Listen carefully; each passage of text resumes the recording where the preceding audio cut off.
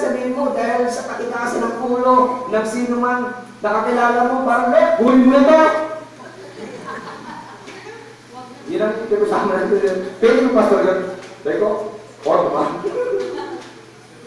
Bakit matigas ang ulo pa rin, Lord? Kunin mo na ito! Matigas ang ulo eh. Pero si Lord, makakapa. Kasi siya.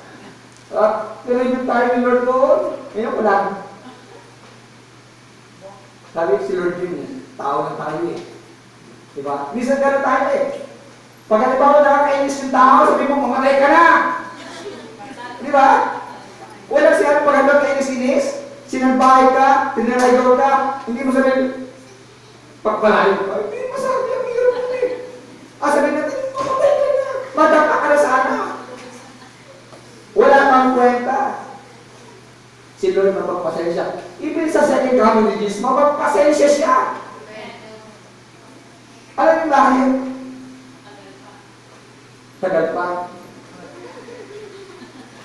Sabi ko nga, naway dumating ka na, parang naway dumating ka na, Panginoon.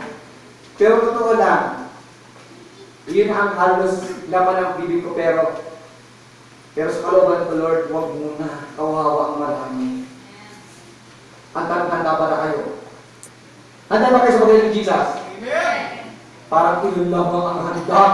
Hindi lahat handa kita nyo. Parang 5 lang yung handa.